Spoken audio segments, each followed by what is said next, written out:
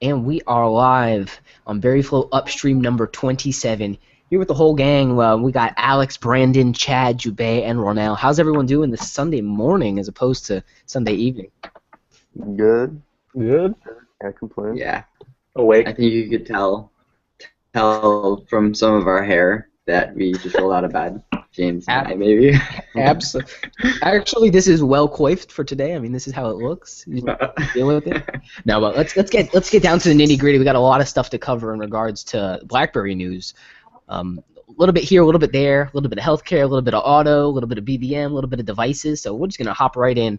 Let's talk Nantomics browser release. They actually pushed out a press release following the 60 Minutes segment that was done with Patrick Soon-Shiong, who's the CEO of Nant Health, Nant Works, and of course Nantomics, essentially trying to bring the genome of individuals through their healthcare provider directly onto a mobile device. They're going to be showing this off at CES in early January on the Passport. What do you guys think of enabling this kind of analysis on a mobile device? It almost seems kind of haphazard. It's like, why do we need that kind of power in the palm of our hands?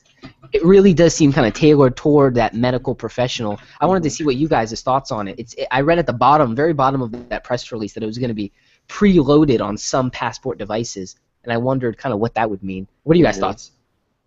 Well, I have an interesting story. My friend was at a corporate event downtown Toronto, and there was a doctor, a cancer research doctor that was there, and my friend was asking me, he's like, are you able to hook me up with like a cheap passport? What's the cheapest you can get a passport? I'm like, I don't know, maybe like 400, 350. And I'm like, why? And he was like, well, because I'm talking to this cancer research doctor, and he really wants a passport because of this new cancer genome feature that they brought out for it. And I was like, oh shit. Like I'm like we didn't, like last time we were talking about it, we were questioning whether it was going to really attract a lot of people to it, but then like here it is firsthand, somebody who's looking to get a passport because of it. I just thought that'd be an interesting story for you guys. It is cool. At least the kind of like, I feel like it's an interesting partnership with Nant Health, and I know Jubei's got a lot that he has to say on it, because there is a growing opportunity for verticals for them, and we look at automotive, we look at healthcare. This guy, Dr. Patrick Soon-Shiong, is one of the richest people in healthcare. I think he's got like 13 billion is his net, like his actual value. So that's a lot of money. It's a lot of money, and it's a lot of talent. The guy is a genius. I mean, if you watch that 60-minute segment, this guy's literally at the cutting edge of cancer research. So I'm excited to see. He obviously carries a lot of clout in the community, and now medical professionals in that field are running, as you said, to Passport devices because of the new innovations that they're going to be able to access on it. So definitely cool stuff. I'm interested to see, like, it's amusing because we talk about it, and all us BlackBerry fans like, oh, BlackBerry's curing cancer, but ultimately they may be taking some steps to actually do that. Obviously not BlackBerry themselves, but being able to enable someone to be able to have that kind of information in the palm of their hands is very powerful. Really cool stuff. It seems like just a basic browser. So do you guys think it's an actual native Cascades application, or do you think it's just kind of a HTML5 web view basic type of thing? What do you developers think? I was thinking before that it was just like a native app, but it was a web view being pulled in through the app. So it had the native Cascades framework, just like actually the old BerryFlow app. BerryFlow. Yeah.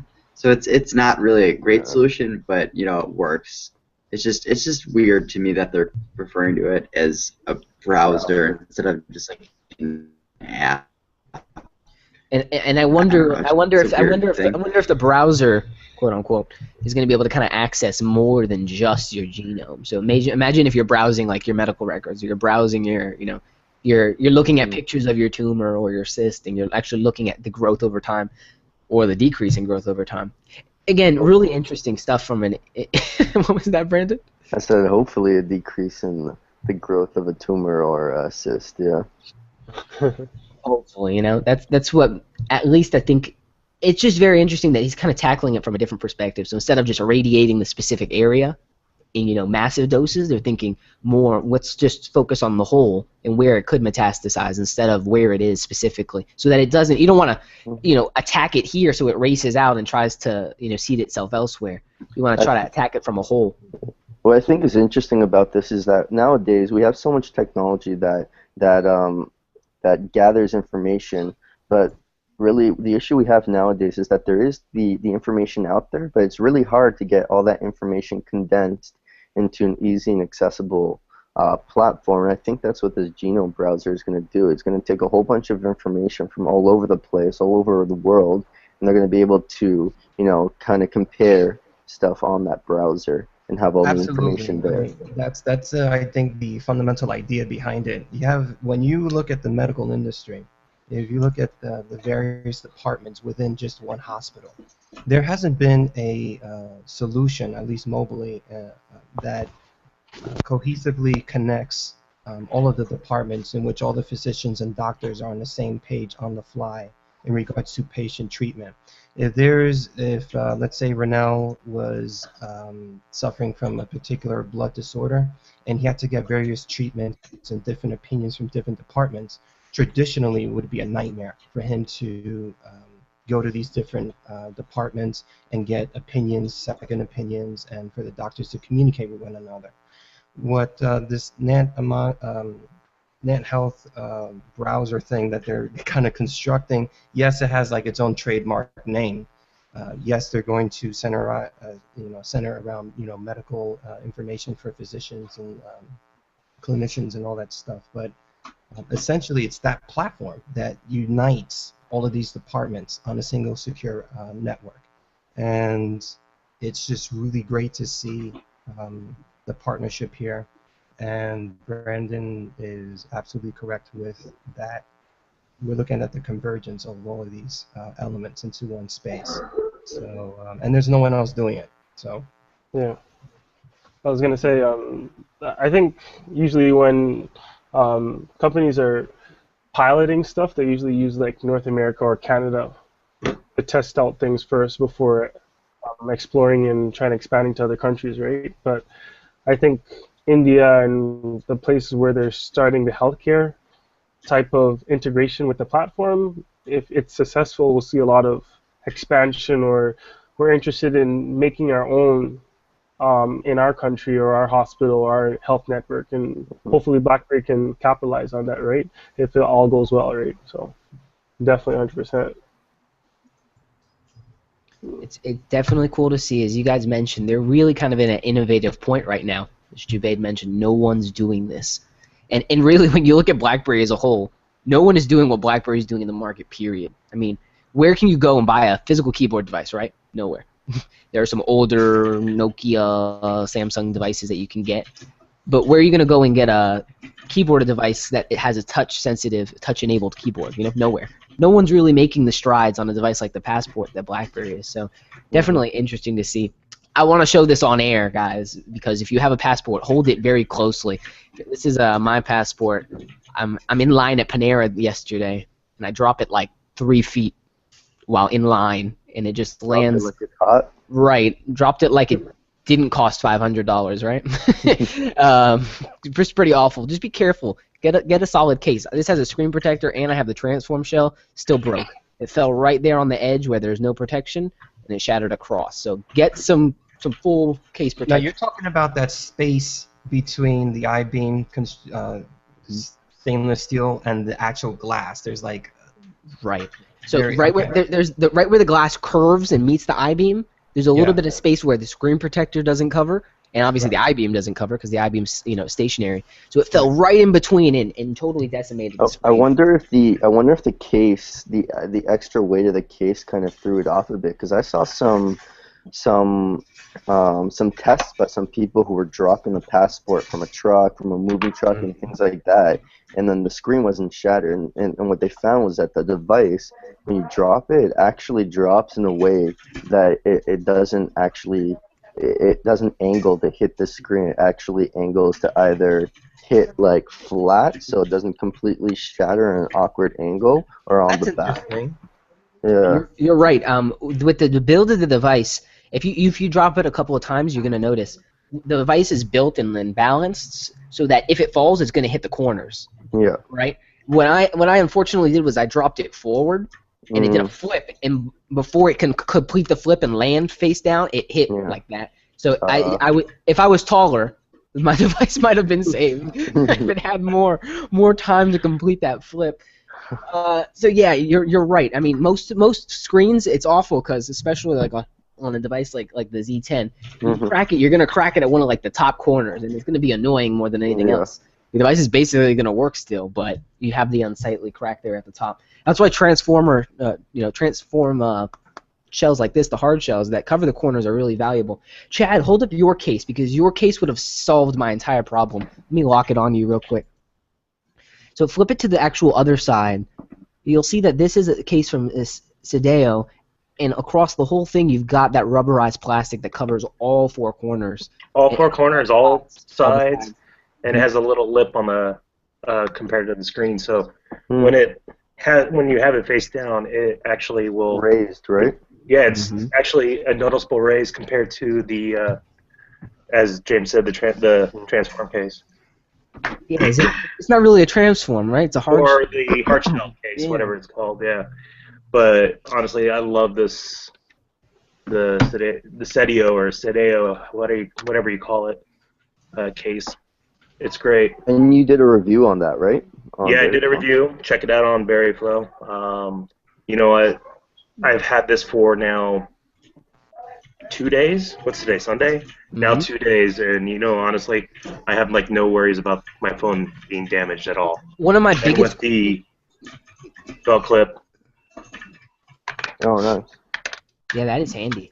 Does the guys? I'm not sure. Does the Passport have a holster yet, like an actual BlackBerry holster? Not an official one. There are pictures of a leather holster, okay. But OEM, but no, not officially.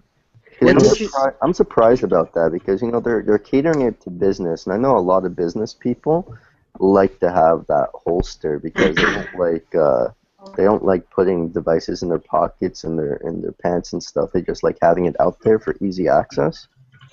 And that's the cool thing about Sideo. They have this combo case, which I have, and they also make a belt clip holster for those who don't want the case. It will support naked devices, as we call them.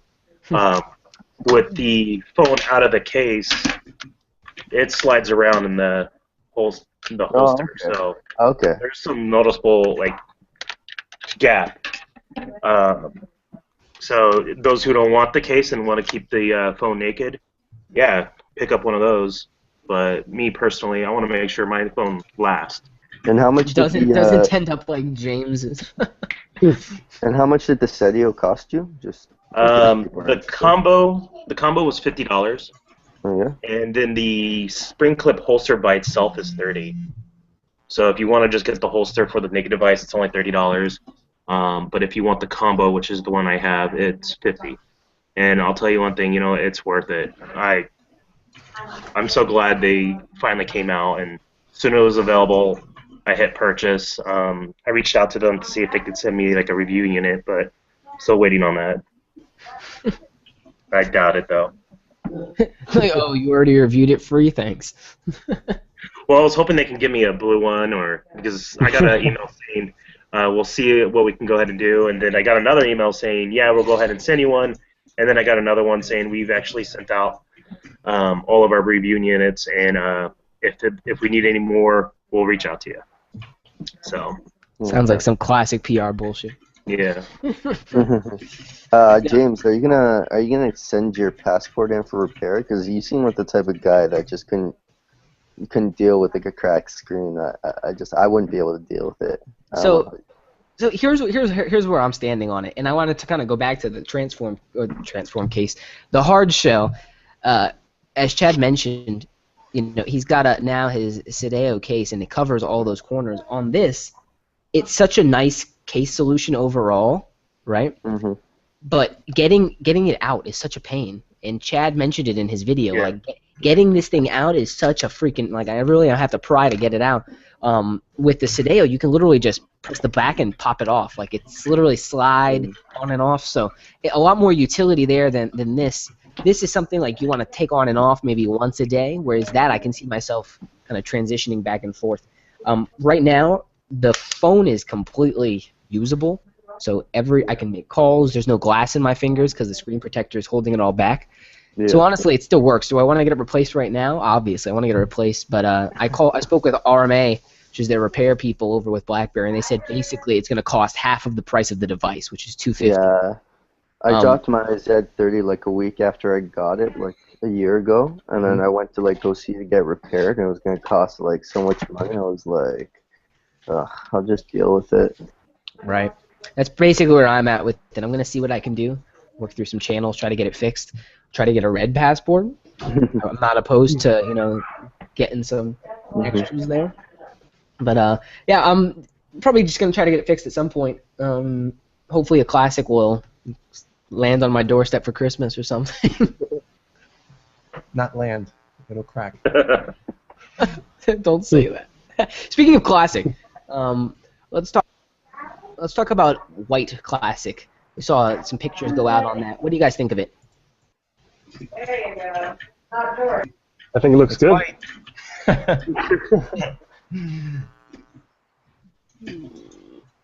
I mean, they usually, typically, with every model offering that they've had, they've come out with a white color version. So, not really much of a surprise. If they came out with red, then that'd be something to talk about. But Yo, It'd be cool if they came out with like a signature like Blackberry color, like a signature Blackberry color, like maybe something like an off red or like a maroon or something, or like something that's just signature to Blackberry.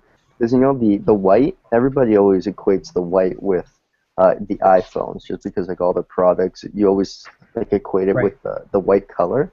And I guess to an extent you might be able to say, well, Blackberry black, but at the same time, maybe like a specific color that they would just consistently come out with. I like the fact that coming out with red, because I've always assimilated with their Spark icon.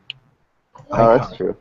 So with this red in particular, it obviously is an iconic icon that we see in all the devices. The fact that they use the red as a color, I like.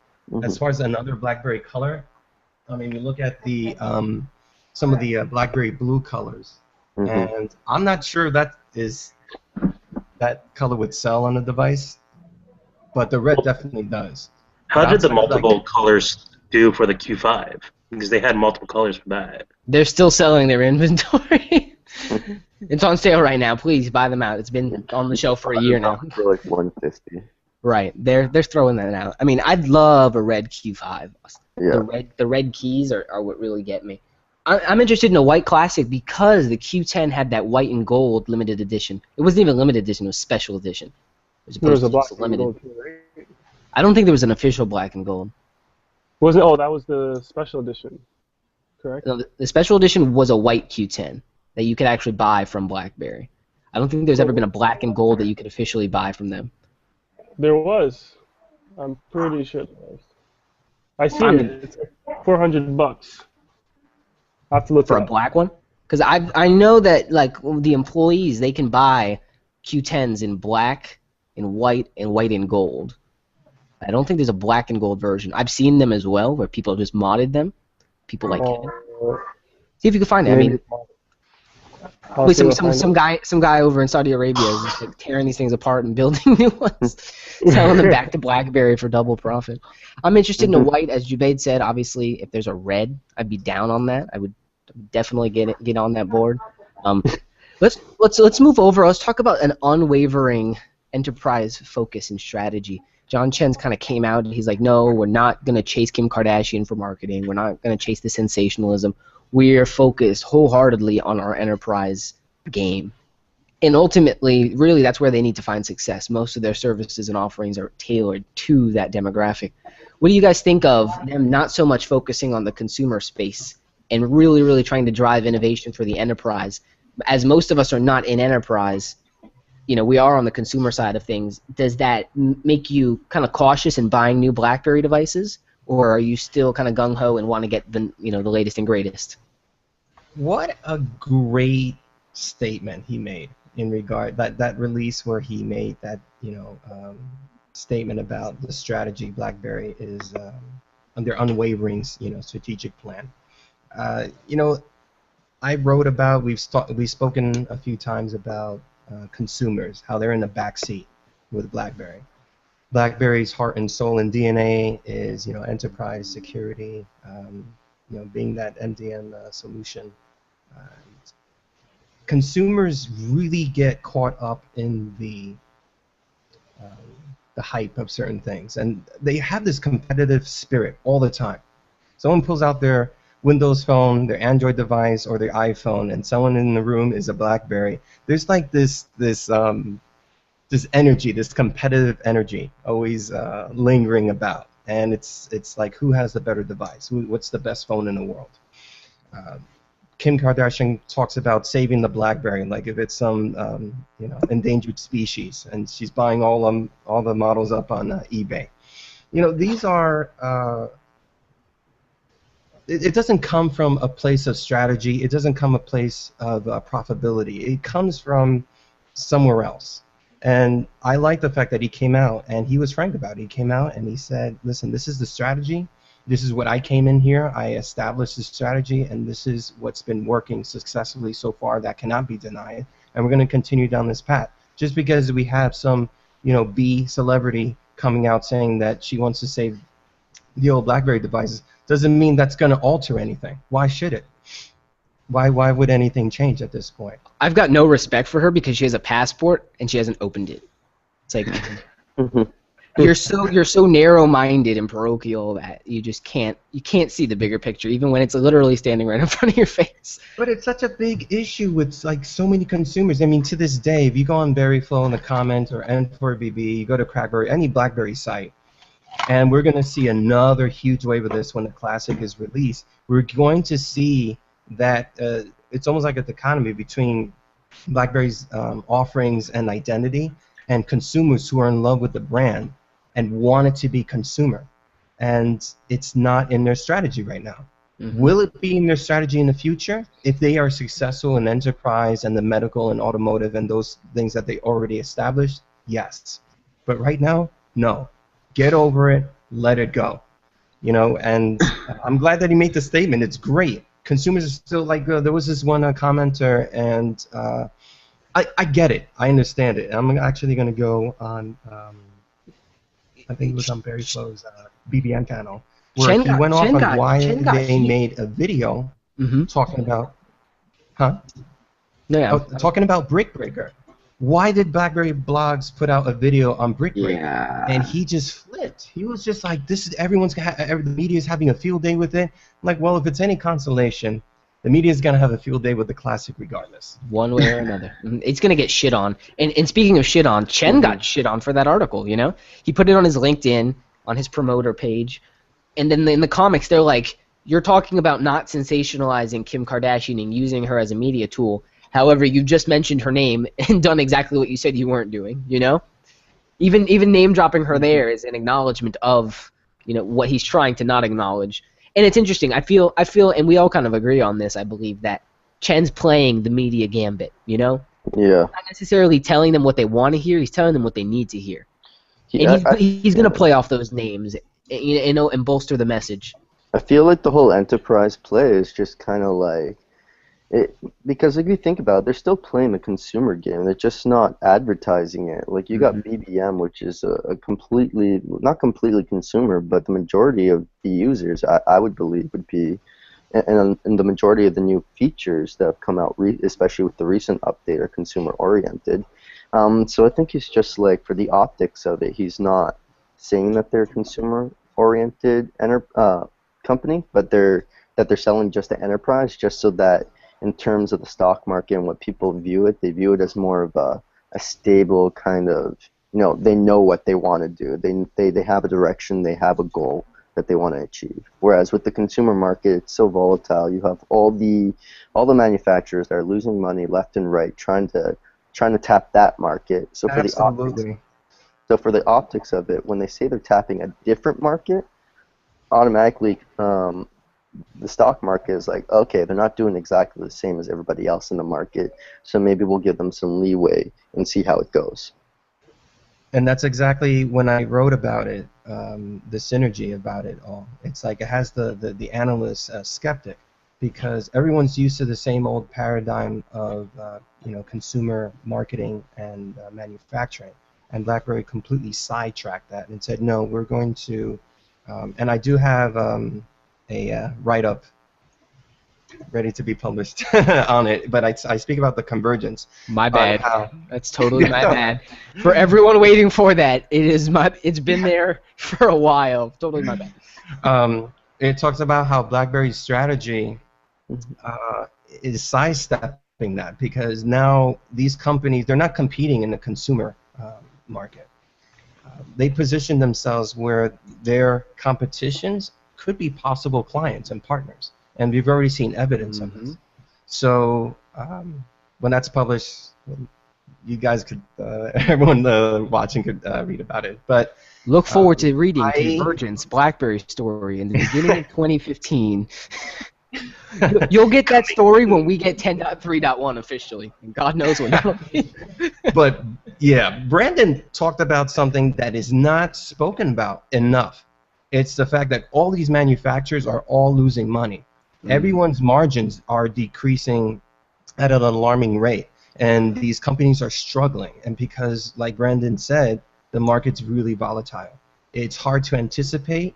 It's a reactionary industry, and companies are losing millions and millions of dollars, especially if you consider how much marketing, billions of dollars of marketing dollars they're putting into it and losing on the other end. So BlackBerry is ahead of the curve as far as the idea and the concept of convergence. Oh yeah, I mean they've really had kind of a pinpoint on the market. They were one of the first OEMs with NFC. They were one of the first pioneering mobile payments. I mean, we had BlackBerry Wallet back on legacy devices, for managing all your cards and all that good stuff. BlackBerry really, I feel, is like the cutting edge. They are the knife blade, the point that is actually making the cut, whereas the rest of the market is the leading edge, which actually is driving that cut. And really, it's BlackBerry, I feel, is there with the innovative touches. I mean, they put out a 5-inch phone before Apple did, and that says something. It really does, to show not only their market awareness, but with the device like the Passport and the specs it has, that they are market aware. They're here today and now. I know Alex is itching to talk about the latest BBM release. I just want to make one last comment. You said that they even put a 5-inch phone before Apple, and you think that they even put in like a Passport-like device before Samsung. And Samsung, I think they've tried every single form factor under the sun, like over the past few years, and BlackBerry was able to beat them to the punch on one form factor. So I think they deserve some respect in that regard as well. It's just like they're refusing to go down without a fight. It's like, you may believe whatever you believe about BlackBerry, but the reality is far different. And it's important to see that, and I think acknowledge it on a scale from obviously a fan's perspective, but making sure other people are aware of that. I mean, they've got over $3 billion in the bank, no debt. They've got investors on board. This is a ship that is continuing to go out on course. And yeah, there was a little bit of wavering. Are we chasing the coastal line and the consumers, or are we going out to sea and fighting the enterprise fight? And really, if they can go out to sea, conquer the enterprise, reclaim the foothold, then they can come back to port and really start looking at the consumer again. When we discuss this, I want to start transitioning the conversation toward BBM, but when you look at management, one of the very, very key points of management is being deliberate. You can't go wishy-washy through your choices. You can't choose one direction one day and then go one direction another day. And Chen kind of highlighted that, You can't go for the short-term wins. You really need to look at the long-term big picture. And while you may make your fans happy and your consumers happy short-term, ultimately long-term you're hurting the real bread and butter, which is going to be the enterprise. So wholly agree with his focus. Wholly agree that Classic needs to come out in red. And wholly agree that I'd like personally to be able to check out that Nantomics browser. Maybe at the event they'll have a demo or something. So Alex, you've got the floor now. Tell us about BBM. Tell us about some of the new features and some of the pain points that you have with them. Yeah, so I mean, some of the features, they are really long overdue, and we're all happy to have them. One of which was sending a picture or an image to someone, and it would not have a a delivered or a read message. And the funny thing is, I think everyone on BBM learned that whenever you send someone a picture, you immediately send them a message afterwards, because then you get the sense of if they've read the picture, because it'll mark the message as read. So it's kind of like a little workaround that I think people who use BBM a lot understood. So it's nice that they just went and fixed that. Let's see. They made it so you could send stickers in groups. Just another thing to try and have them promote stickers. And then I think one of the most controversial things that they did, probably in their attempt to promote stickers, is that they made the sticker picker as default, which there's been like a huge outcry about this, and it's not surprising. If you actually look at what it does, is for people who don't use stickers, it now makes doing emoticons a two-step process. And the thing is, normally you can't always get like the amount of emoticons you want to get in a message. Say that you're just trying to be funny and send like 5 emoticons one after another. The old way would be to click the button, and then you could just really quickly click and then go back and forth. Whereas now it has duplicated that, so a once 6 click is now a 12 click, which is just absurd for the amount of work that it is to do that. And then since we can't organize our Alex, stickers, Alex, what you're saying is you want to choose an emoji or an emoticon. You press the one you want, and it brings you back to the sticker picker. Well, when you click it, it will close it'll bring back up the keyboard. And then when you click the emoticon again, then yes, it will bring you back to the sticker picker. Oh, it God. doesn't remember. Yeah, it does not remember where you last, were.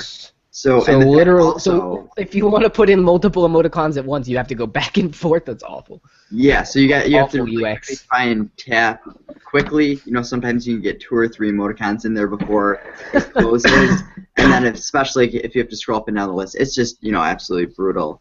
And since we can't even organize how stickers are, the fact that it defaults to these free sticker packs that I don't use anymore, so not only is it on stickers by default, I don't use any of the stickers it defaults on, so it did not make the process any easier for me, and it's just frustrated me like crazy. We can't rearrange stickers. I've got 23 stickers, right? So finding one is a mess, right? So it's like 23 stickers times about 20 stickers per pack. Do the math. There's a lot of stickers on my phone. Don't you think? Okay, that's a good. Okay, so for someone who has 20-something packs, a lot of people have been suggesting, hey, we should be able to uninstall the packs we don't use or hide them or whatever.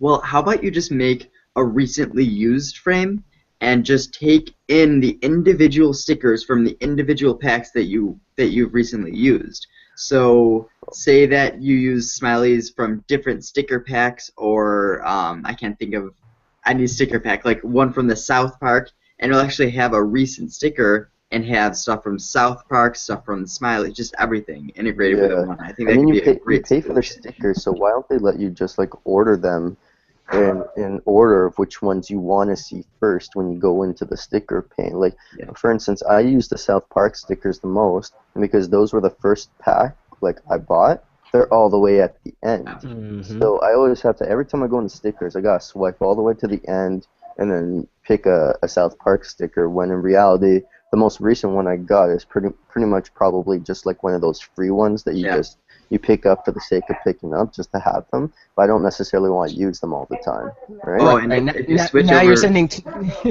yeah. If you switch over, now you're sending Tokopedia. yeah. Well, I kind of like those now because it's funny because this whole situation is forcing me to use those so much that I have a little soft spot for them now, even though they're so weird. You and your soft spots. Yeah. Well, here's a question. As Alex said, if they had the uninstall option on there, what would happen to those stickers that you have that are no longer available? So, like the South Park ones are no longer available, the WWE ones are no longer available. So what happens to those? Can you get those back if you want them? That's where, it is an inconvenience that it defaults on whichever pack you purchased last, but I worry about those that you uninstall, that, I want to get back that WWE one so I can just send it to my wife or whatever the case is. So. That's funny that we're talking about BBM, all the new features, and we just got stuck on stickers. No, Alex covered. What are the other features Alex, that were Alex covered them already. Yeah, I mentioned them And there first because are I knew I'd photos. rant about the Yeah, rest. but the main feature anybody used on this update is probably just the stickers in the group chat. Let's be honest. I gotta say, I'm ecstatic about selecting multiple pictures when sending. Oh yes, I forgot about that. Yes. That I Mhm. agree. And That is multiple actually a great files. feature. That's only on BlackBerry 10 though, right? I think it's. Multiple pictures. I think it's across devices. Cross- And the fact that we can use the stickers in chats as well. Right. In group group chats. chats. Yeah, group chats. Good stuff, indeed. Ronell, what do you think about the BBM 2.6 update? I think it's pretty good considering I just updated like about 2 minutes ago. I did. He's like, what the hell are they talking about update? Yeah. I know it's coming through. I was just waiting for it to automatically come through on Blackberry World, so I checked it. It's on there. I mean, I heard about all the features. I really like the selecting multiple pictures though and files. What I really want to know though is I don't know if the other platforms got 2.6 as well, or if there's a recent update for other platforms. Yep, it was updated for all devices. So All now BBM has the timed messages and the retraction across all devices, except Right. Windows, because they're shitty.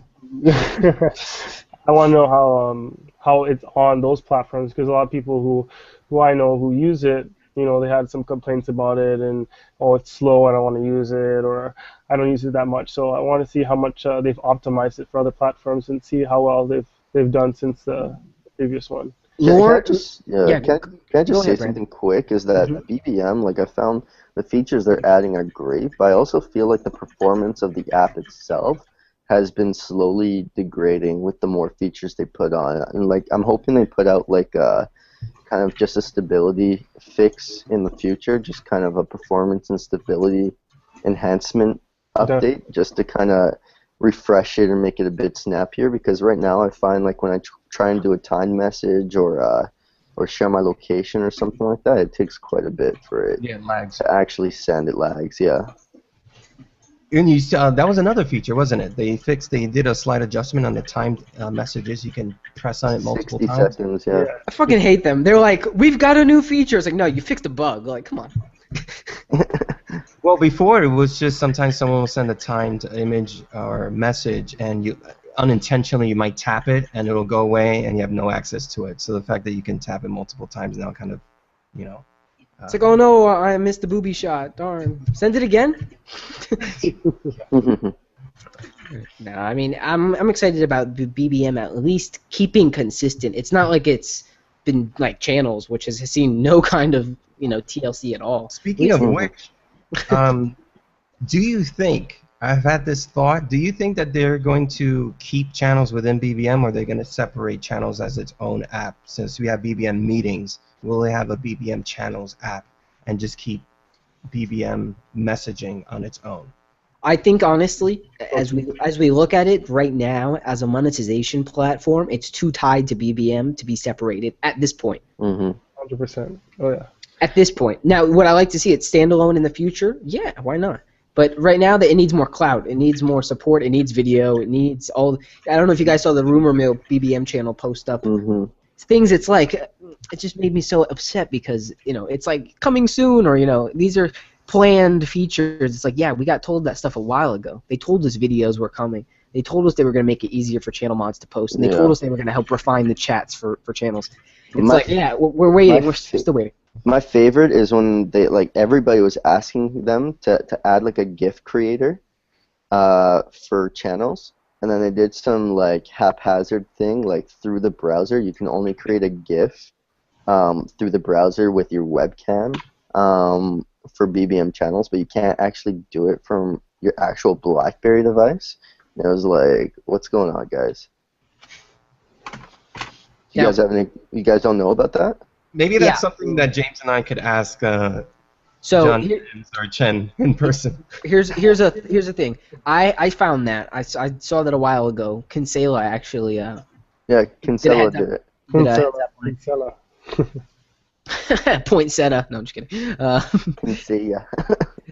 I just call him the taco guy. Like that's basically. He did a little channel post on his about it, and I actually launched the browser, put it in desktop mode, and was able to do it on my mobile. Yeah. But I mean, but you have definitely to a go workaround. You have to go in browser, yeah. Yeah, browser, desktop mode, just to do it, and then it's like it's got a very funky UI. You're kind of panning around trying to get it to work. I have a question, guys. In terms of like you're debating whether it should be separated or all in one app, and I'm just thinking it's like you think of things like on Google, like on Android devices, they have Google Plus and all the different services as separate apps, just because you have your login credentials in the OS itself. So it's no big issue because your device will automatically log into all those services. And I'm thinking on BlackBerry 10 that makes sense to be like that, but I'm thinking for cross-platform, it might just be better having all the services combined into one app. That way you don't have people needing to download a whole bunch of different apps and having to log in to a whole bunch of different apps with the same ID. I don't know what you guys think about that. Why can't the system do it? Or why can't BB10 just do the exact same thing? Yeah, that's what I'm saying. On BB10 it makes sense, but we can have it on iPhone or Android. Oh. Mm. You know what I mean? Because people don't like. Generally, me, like if I have lots of apps, I hate it when like I have an app and I have to log in all the time, and it's like sometimes depending on how it is, some apps just log out if you turn off the device or stuff like that. I don't know. What do you guys think? Well, my reasoning behind separation, because now we know that BBM is essentially operating as its own company within a company. So all of the products and services, to me, logically would probably be separated. I'm thinking, how is it too much of an idea? Is it too radical to think that someone who doesn't care for BBM messaging but likes BBM channels can just download BBM channels, use it frequently, but not be an avid user of BBM messaging? You know, kind of seeing that separation where there's some people attracted to some offerings or not. If someone's attracted to BBM money coming in the future, it's like, well, I just want BBM money, but why do I have to download BBM, have the channels, have all of these other that makes sense, I don't actually. care for? So having it, as a company within a company saying, okay, if you want this app, download it. If you want this app, download it. But I completely agree with the annoyance of having that BBID and signing in and out of all individually. Maybe there is some sort of a middle ground they can innovate something there, but going forward, I think that with all those additions and updates, it's contributing to the lagging and to the kind of fragmented, scattered experience now on BBM.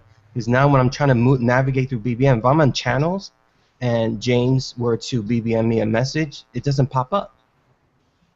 It takes forever to load once you get to the chat. Right, so there's different, within the application, there's definitely a lack of fluidity. So, I don't know. So we're going to WhatsApp, guys.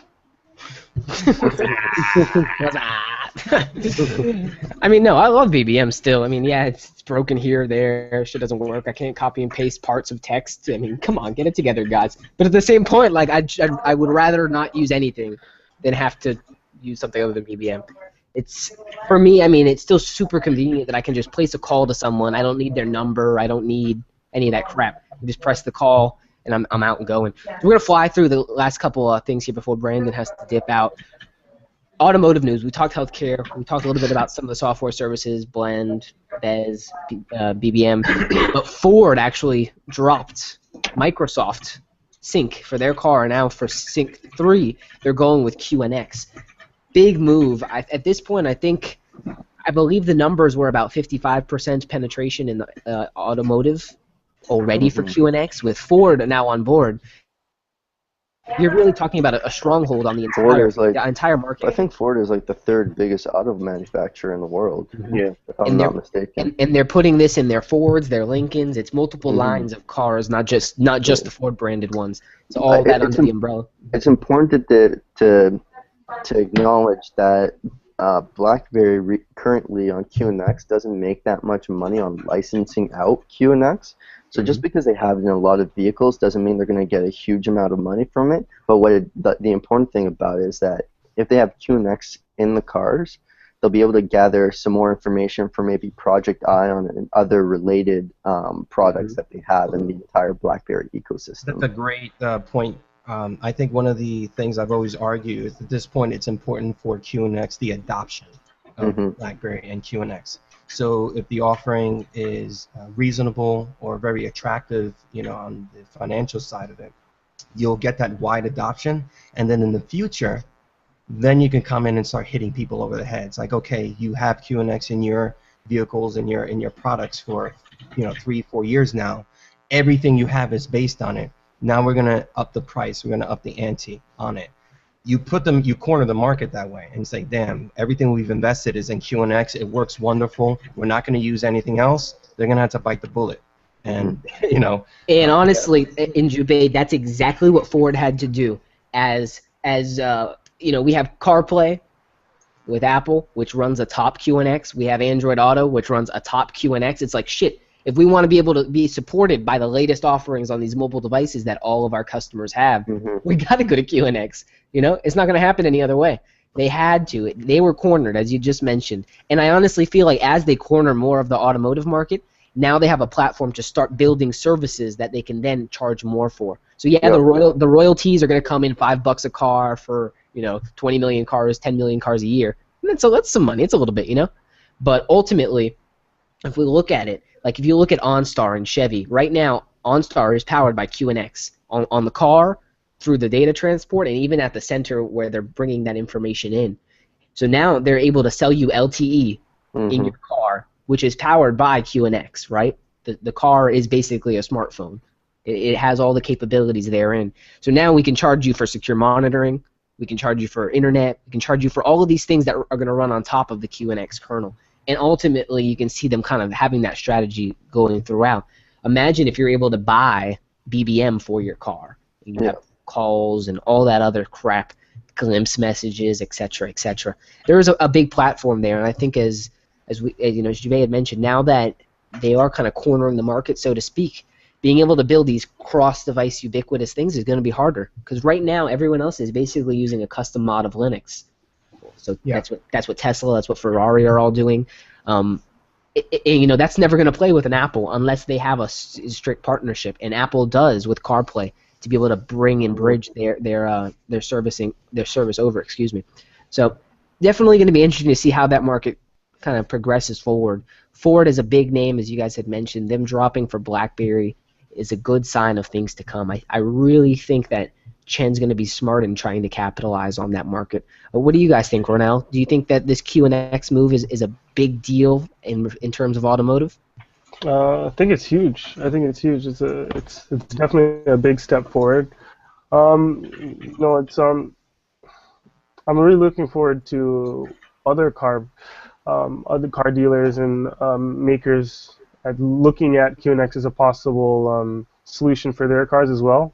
Because as Jubei was saying, it's all about exposure, right? So the more the better, definitely, And looking at the accessories that are sold right now, like Jabra and everything, you have to have that thing mounted in your car so that your car is Bluetooth enabled and whatnot. Just having that built into the car, and you don't have to buy those extra accessories, and you have the security there. That's a huge consumer and enterprise offering, which BlackBerry can definitely capitalize on. So a lot of positives there. Hoping for more. To caveat right off that, I'm going to lock it on me here for a second. This is QNX's profile, and this is as of 2013. So you see QNX here, you see OnStar, Nissan, Mercedes, Hyundai, Toyota, Saab, GM, Chrysler, Mazda, Audi, Acura, BMW, Chevy, Samsung, Renault Motors, which is pretty interesting, Land Rover, Porsche. A lot of big names, right? And obviously some are missing.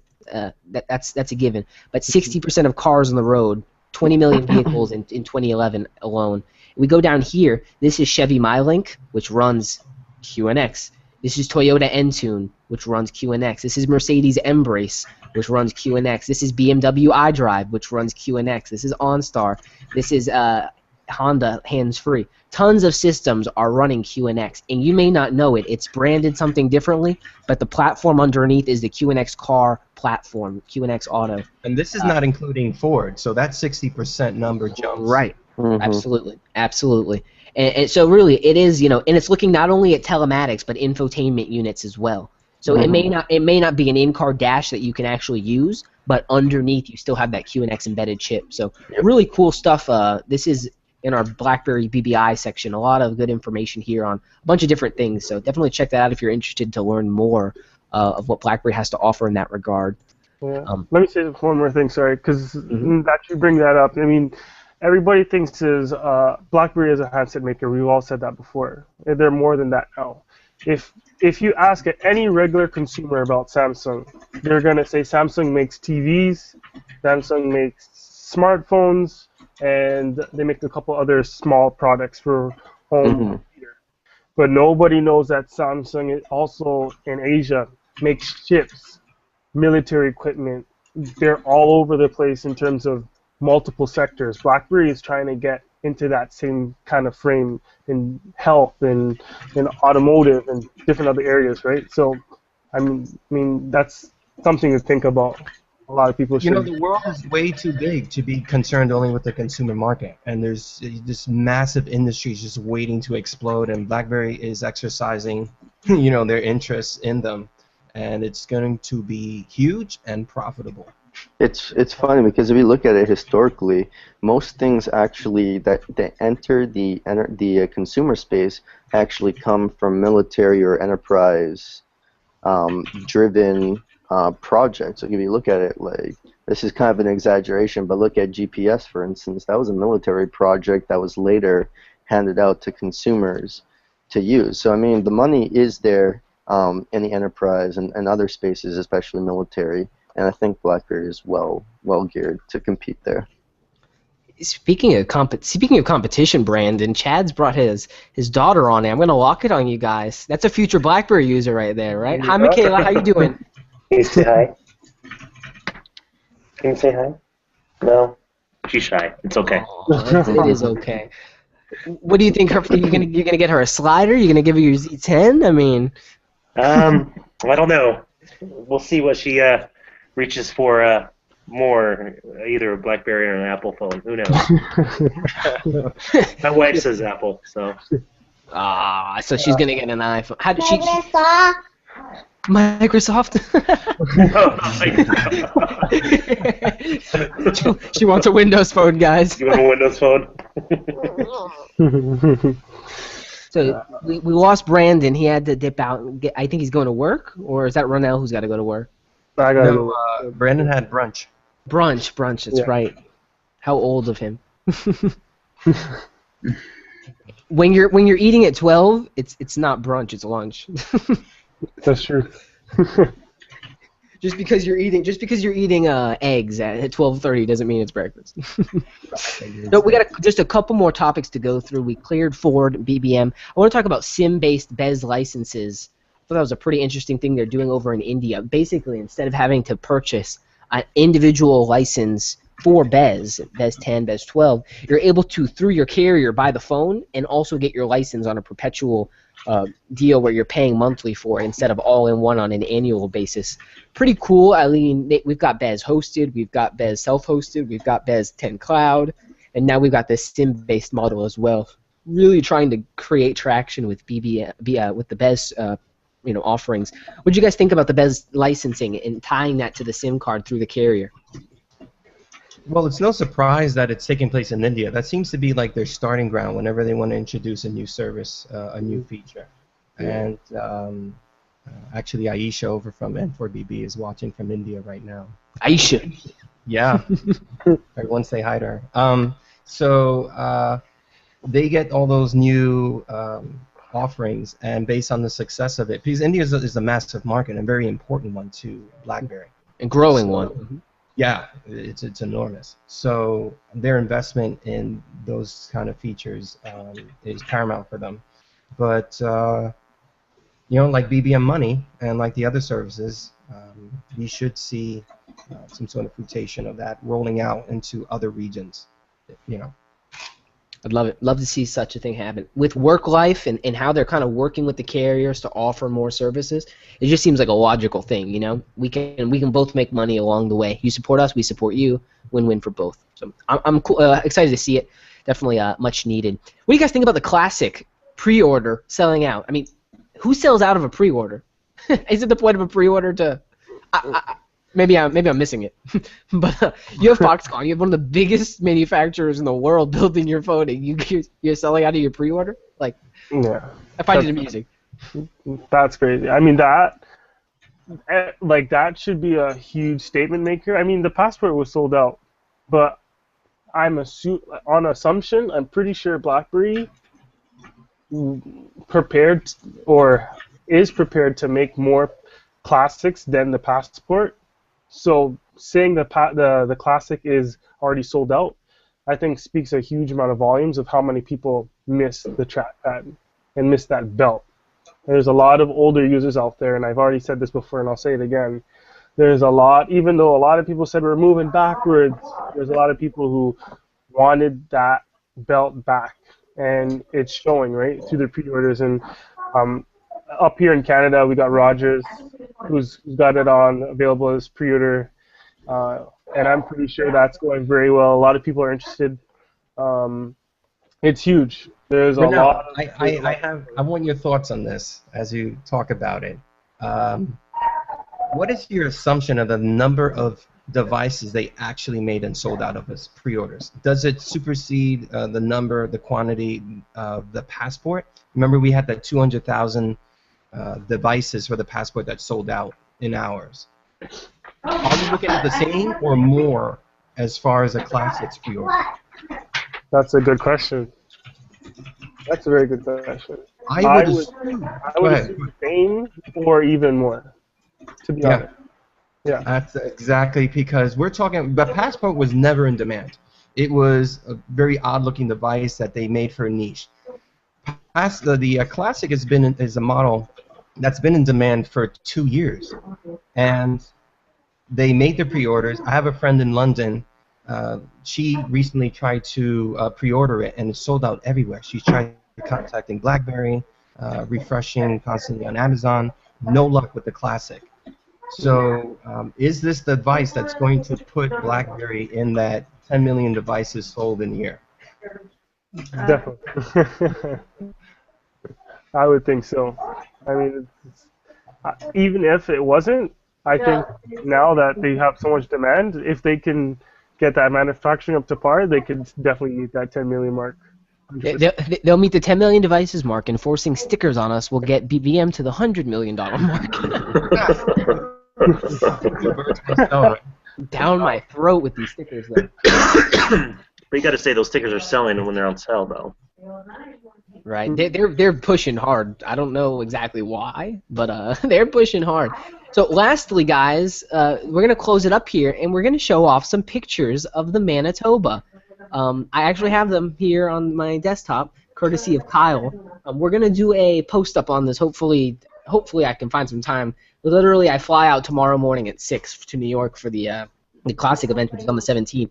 So I'm here, there. I'm kind of all over the place, and now with my broken Passport, I'm a little bit even more awry. But so yeah, I'm gonna do a screen share, and you guys can see the device. N4BB was talking about it on their podcast. We just want to show you guys what it looks like. The Manitoba or the Rio? What do we look at? So that's part of what the article is gonna explain, right? Okay. We had the Ontario, which was this mid-range all-touch. Everyone's like, it's a high-end full touch. No, it's not.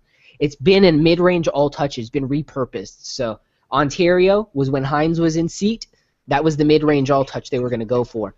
Chen comes in. They renamed it to the Manitoba. People assumed that the Manitoba was going to be the 64-bit, next-level high-end. It ended up not being. It's a mid-range all-touch device. Now, the Rio. I believe there is a device that is called... I believe there is a high-end all-touch device with 2K specs and very much like a Passport in build and all that stuff. This device is a mid-range all-touch. It's labeled as the Manitoba. Within the files of the OS that Kyle found, it's labeled as the Manitoba. We don't know whether it's been renamed as the Rio, but I very highly believe that whatever next all-touch device we're going to get is going to look like this. So I'm going to put the screen share on so I can show you guys the goods here. Let's go, and it's good because Kyle made comparison photos, so you can see the actual subtle differences between the Z3 and the Manitoba. This device is a BerryFlow exclusive. Right, like whatever, something like that. So we're gonna go to the entire screen. We're gonna minimize here. So you guys see my desktop, correct? No. Not yet. No. Not yet? Hold on. Let me actually click it and press share. Now you guys see it, right? Desktop. So we've got some photos here in my Manitoba file. These are, again, were pulled out of the OS. So bearing my computer's slowness here. So looks a lot like a Z3, am I right? Correct. Mm-hmm. You see it has the frets very similar to the Passport, where the stainless steel is actually pulled to the outside. This is ultimately one of the biggest differences between this device and the Z3. You'll see the Z3 actually had a flap that you pull up. This one has a slot that actually opens up from the I metal. like that. Wow, Yeah. nice. It's cool. That's nice. Let's see if I can find the other pictures. Hold on a second. I'm guessing the fret won't be stainless steel if it's going to open like that on the side. It could be. It could still be. It could be. That would be really cool. I don't think like anyone's done that. I can't see that happening though. There's probably a reason they haven't done that, right? We'll see. Sure enough. I mean, it looks like the red and black Passport with the black frets or the black siding. It looks just like that. You see the power cords down here on the Z3. The microphone good. slot is actually over here. Somebody took a picture. And here, this is the power button for the Manitoba, and on the Z3, it's actually on the side. I think it's on the left side. But you can see the frets again here on the edges, where it looks very much like the what's it called? The Passport. right, Passport. So these are the comparison shots for you guys. So this is the Z3 on the left, Manitoba on the right. You can see the differences. Definitely a different device. Very similar, but not quite the same. Let's go to another image here. Yeah, I really don't like the way that the Z3 does that now. That I look at this way. Right. This just seems way more consolidated and cleaner. Yeah. Again, difference between the ports. Microphone here on the Z3 is over here. Manitoba is thicker, probably a little bit heavier because it's got better specs. And then you've got the battery. right. Hopefully. And then let's see if there's another. And then we have this one, which again shows the power buttons in different places. So ultimately, it's different devices is what we're basically trying to show off here. This is another device that is planned. We don't know if we'll ever see it, but these files were pulled from some of the latest OS leaks. So again, we're going to do a post up on that so you guys can see more. Interesting, this device may end up being what the Rio looks like. I've asked people who have seen the Rio, and they've pretty much confirmed that, yes, this is basically what it looks like, a lot like a Z3. Mid-range specs. Interested to see, I guess, where it goes from there, but we'll do up a post so people can actually look at those photos more readily. Pretty cool, nonetheless, to at least get an early glimpse at it. And it makes sense, you know, the Z3 never launched here in the States, and it wouldn't have been successful, I think, with the specs that it had. It needs LTE, it needs a better processor, it needs a better battery, and all those things. So ultimately, they're waiting. We wanted the Z3 LTE, and ultimately, we're going to end up getting another device, hopefully April, May of next year, 2015. So keep a lookout on that. Again, I'm going to try to fire off the post. I've been super busy. Thanks again to Kyle. We'll put his Twitter handle on that full post. He's the one who actually got those images for me. He found those images back like 50 days ago, and we're just getting around now to posting it. I know on previous Upstreams, I'll be like, yeah, I got to post those photos. We're actually going to try to post them one of these days, so keep an eye out for it. You guys can take a closer look then. That was all I really wanted to cover, Ontario, Rio, and Manitoba there at the end. I really appreciate having you guys on this Sunday. I know it was a little bit early for us trying to get it all together, and Hangouts wasn't quite cooperating with us, so I appreciate your patience with us, and thanks for watching. Cool. Later. Later, guys. Take it easy, guys. Yeah.